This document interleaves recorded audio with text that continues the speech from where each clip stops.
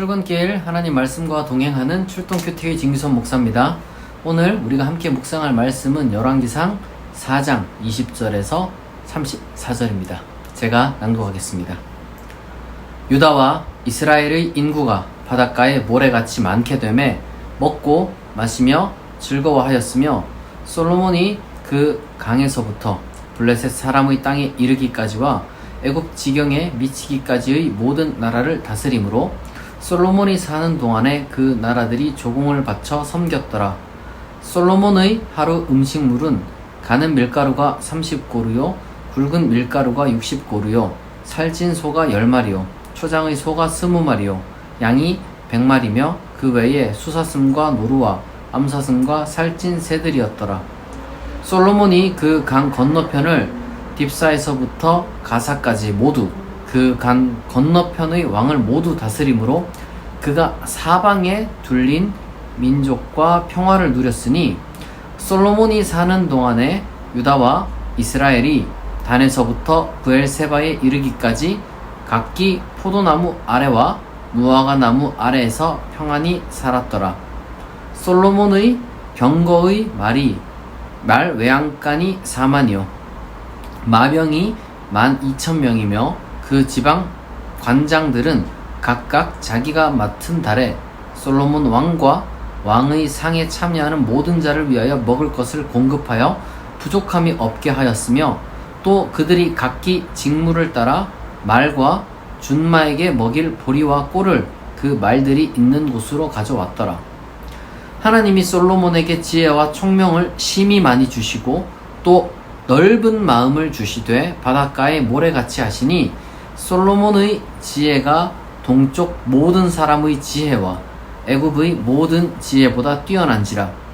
그는 모든 사람보다 지혜로워서 예스라 사람 에단과 마홀의 아들 헤만과 갈골과 다르다보다 나음으로 그의 이름이 사방 모든 나라에 들렸더라. 그가 잠언 3,000가지를 말하였고 그의 노래는 1,005편이며 그가 또 초목에 대하여 말하되 레바논의 백향목으로부터 담에 나는 우슬초까지 하고 그가 또 짐승과 새와 기어다니는 것과 물고기에 대하여 말한지라. 사람들이 솔로몬의 지혜를 들으러 왔으니 이는 그의 지혜의 소문을 들은 천하 모든 왕들이 보낸 자들이더라. 아멘. 오늘 이야기는 뭐랄까요, 이제 솔로몬이 얼마나 번영을 이제 이룬 왕이었는지, 그리고 솔로몬 그 자신이 인간 개인으로서 얼마나 다재다능한 사람이었는지 이 두 부분을 나누는 이야기를 지금 다루었습니다. 사실 우리가 이제 이것이 정말로 사실인지는 잘 모르죠. 실제로 우리가 솔로몬 왕국이라는 것을 역사적으로 이제 입증할 수가 없기 때문에 우리가 이제 역사나 고고학이나 이런 어떤 그 실제 학문적인 차원에서 비교를 한다면 이제 겨우 두 왕국 시기부터 우리가 그 실제성의 실체에 대해서 어느 정도 접근할 수 있지만 적어도 이 소위 통일 왕국 시대라는 그 시대에 대해서는 우리가 이제 실체에 대해서는 잘 알지를 못해요. 중요한 것은 솔로몬의 이런 어떤 그 번영이라든지 그리고 솔로몬 개인에 대한 어떤 그 찬양이라든지 이런 것들을 우리가 솔로몬 그 왕국이나 아니면 솔로몬 개인에 대한 찬양으로만 우리가 보게 되면 사실 우리랑 아무 상관이 없죠. 그리고 뭐 기도 열심히 한다고 해서 솔로몬처럼 될 수 있는 것도 아니고, 그리고 뭐 솔로몬 같은 사람이 왕이 되어서 이제는 우리가 근데 왕정시대를 안 살기 때문에 그런 사람이 뭐 왕이 된다고 한들 왕정시대도 아니지만 어쨌거나 이제 뭐 어떤 대단한 국가 번영이 찾아오는 것도 아닙니다. 다만 우리가 여기서 지금 이러한 서술이 왜 이렇게 있느냐 라고 했을 때, 그리고 이제 두 가지 생각해야 돼요. 하나는 그들이 봤을 때 개인이나 국가가 이런 것이 좋아 보였어요. 그러니까 이상을 담은 거죠. 이상을 기록한 거예요. 그 시대 사람들은, 그러니까 우리는 뭐 사실 식사 이렇게 뭐 많이 하는 게 별로 그렇게 썩 좋아 보이진 않죠. 그냥 사치스러울 뿐이고 어떻게 보면 좀 탐욕스럽기도 하잖아요. 물론 뭐랄까요, 음식이 모자란 것보다야 뭐 나을 수도 있겠지만 굶는 것보다야 이제 남는 게 낫나요? 하여튼 뭐 그럴 수도 있겠지만 이게 여러모로 좀 그냥 어떻게 보면은 너무 1차원적인 어떤 그 부의 상징이잖아요. 음식 많이 먹는다 뭐 이런 것들. 근데 그때는 현대인의 관점 보면 안 되는 게 이제 굶어 죽는 게 너무 흔한 시대였기 때문에 그렇죠. 식량 문제를 해결한 지가 얼마 안 돼요. 우리 전 인류가. 그렇기 때문에 이것이 하나의 이상으로 반영이 된 겁니다. 사람도 마찬가지죠. 사람도 그 시대마다 어떤 그 이상적인 상이 있어요.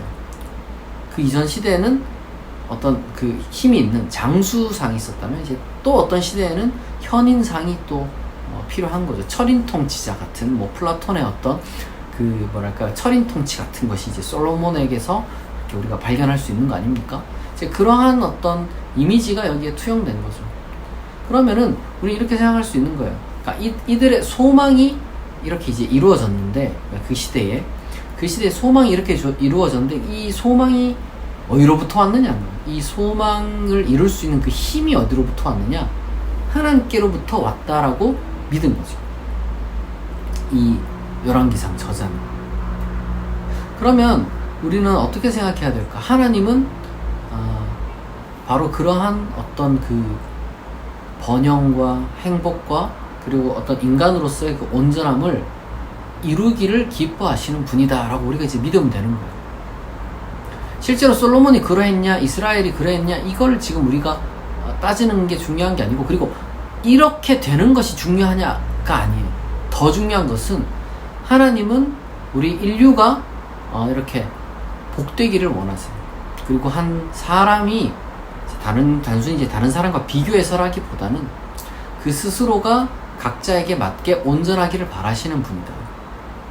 그리고 우리도 그것을 지향해야 된다는 거예요. 이 말씀을 보면 어떻습니까? 비록 뭐 우리가 뭐 문자 그대로 이것을 다 받아들일 건 아니지만 그래도 무언가 희망찬 어떤 그 미래를 희망찬 이상을 그리고 있잖아요. 저는 우리가 그런 꿈을 항상 꿔야 된다고 생각해요. 우리가 더불어 살아가는 세상이 좀 아름답고 풍족하고 넉넉했으면 그런 세상을 우리가 이제 꿈꿔야 되고, 그리고 나 개인에 대해서도 무언가 일종의 그 희망을 갖고, 그리고 좀 뭐랄까 이제 바램을 갖고 살아가자는 거죠. 우리는 지상에서뿐만 아니라 저 지상 그 이상까지도 우리가 바라보잖아요. 우리 영생을 바라보고 영생을 우리가 믿는 사람들이 이제 그리스도인들이잖아요. 그러니까 우리 그리스도인들은 항상 바라보는 것이 이 지상에서 살아가는 동안 이 이상적인 영생이라고 표현하죠. 이상적인 영생을 우리가 바라보며 살아가는 거예요. 그러면 우리가 이렇게 생각할 수가 있겠죠. 솔로몬 시대에도 정말 저랬을까? 아니었을 거예요. 열왕기상 저자는 다만 솔로몬 때 그러했다는 식으로 이제 그림으로써, 근데 왜 그런 일이 일어났을까? 하나님을 잘 섬겼고, 그리고 솔로몬 스스로도 아직까지 타락하지 않았기 때문에 솔로몬이라는 훌륭한 왕이 있었고 그가 다스린 아름다운 나라가 있었다라는 걸 이야기를 해주는 거예요. 그러니까 우리가 지향해야 되는 것은 바로 그렇다면 거기에 있는 겁니다. 우리가 올바른 어떤 그 공동체, 인간의 어떤 삶, 그리고 온전한 인간상이라는 것은 항상 하나님과의 관계 속에서 우리가 생각할 수 있는 거죠. 인간이 하나님을 잃어버리면 이 인간으로조차 남아있을 수가 없어요. 저는 많은 신학자들이 가지고 있는 통찰력 중에 그게 참 중요하다고 생각하는데, 인간이요, 신성을 잃어버리면 인간성도 잃어버려요.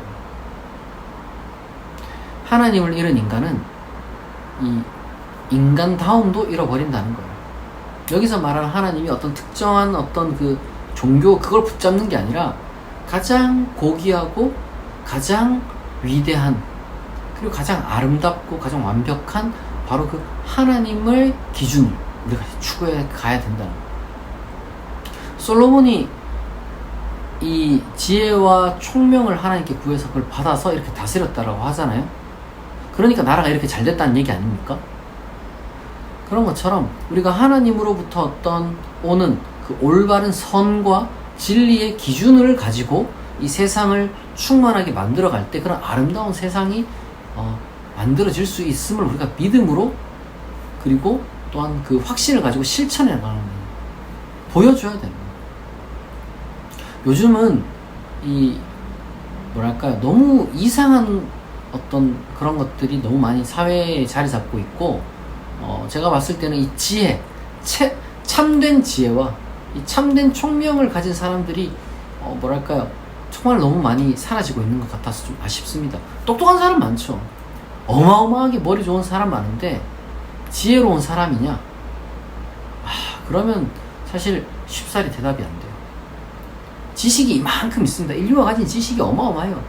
근데 진리가 무엇이냐라고 물어봤을 때 딱 대답할 수 있고 이것입니다 라고 말할 수 있는 게 쉽지가 않죠. 물론 우리 그리스도인들은 오만하게 진리가 여기 있다 이렇게 말하지 않아요. 그러나 우리는 믿음으로 말하는 거예요. 하나님은 사랑이시고 하나님은 이 세상을 생명으로 아름답게 선하게 충만하게 채우기를 원하시는 그 뜻을 우리가 진리라고 선포하고 그것을 위해서 우리가 살아가야 됩니다. 그리고 이제 그것을 위해서 우리가 공부도 하고 뭘 배우기도 하고 그리고 노력하기도 하고, 그 모든 것이 여러분 합력하여서 하나님 나라를 만드는 거고 그리고 온전한 사람을 만드는 겁니다. 우리가 솔로몬 보면서 이스라엘 보면서 저런 때가 있었구나, 뭐 종교 생활을 잘해서 이게 아니에요. 하나님의 뜻을 제대로 반영했기 때문에 그렇다는 거예요. 열왕기상 저자가 이후에 그런 얘기를 계속 할 겁니다. 하나님의 뜻을 제대로 반영 못하면요, 여호와를 아무리 부르고 뭐 아무리 하나님이 세운 왕이었다 할지라도 아무 상관이 없어요. 중요한 것은 참된 하나님의 그 이상을 여기에 구현할 수 있었던 것은 그 올바른 믿음과 그리고 올바른 실천 덕분이었다는 것을 열왕기상 저자는 계속 강조하는 겁니다. 우리의 여러분 행복이 어디 있느냐? 하나님께 있어요.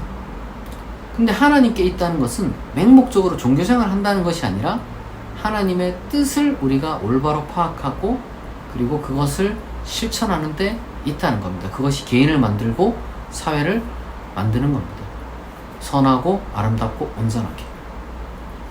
이 이상을 보면서 우리가 솔로몬 참 뭐 잘 먹고 잘 살았구나, 아니면 솔로몬 뭐 똑똑하구나, 여기서 이제 딱 멈추는 게 아니고, 그리고 또 반대로 뭐 무슨 솔로몬처럼 기도 열심히 하면 내가 아주 똑똑해져 가지고 뭐 노벨상 받을 정도가 되고, 그리고 우리가 사는 어떤 우리 집이 뭐 잘 먹고 잘 살고 뭐 이런 식으로 생각할 게 아니라, 우리는 이 지상뿐만 아니라 영원까지 바라보는 그러한 관점을 가진 사람입니다.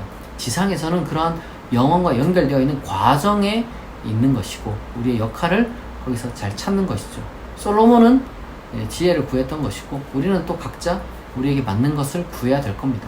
그렇게 되었을 때 우리는 솔로몬처럼 하나님께 크게 쓰임받을 수 있을 뿐만 아니라 우리가 정말 아름다운 세상을 우리가 꿈꾸고, 그리고 그것이 꿈으로 끝나는 것이 아니라 정말 실현되는 그런 놀라운 희망을 가지고 또한 살아갈 수 있을 것입니다. 이 희망을 우리가 붙들고 또한 많은 사람들에게 전하고 함께 이 희망을 현실로 만들어 갈 수 있는 그런 그리스도인이 되시기를 진심으로 축복합니다. 같이 기도하겠습니다. 하나님 아버지, 오늘은 솔로몬의 왕국과 그리고 솔로몬 자신에 대해서 묵상했습니다. 하나님께서 함께 하시면 온전한 사람이 되고 온전한 사회가 됨을 우리가 믿습니다. 하나님의 참된 진리를 우리가 붙들게 하시고 또한 그것을 붙드는 가운데 그것을 실천해 나가는 우리가 되게 하옵소서. 우리에게 하나님께서 솔로몬에게 주신 것과 같은 그러한 동일한 은혜를 베풀어 주셔서 솔로몬에게 지혜를 주셨듯이 우리 각자에게 맞는 또한 은사와 은혜를 베풀어 주옵소서. 감사드리며 예수 그리스도의 이름으로 기도합니다. 아멘. 여러분, 오늘 하루도 하나님께서 주시는 힘과 능력으로 여러분들에게 맡겨진 일들 잘 감당하시길 바랍니다. 오늘 출동 큐티는 여기서 마치겠습니다. 내일 아침 6시에 다시 만나겠습니다.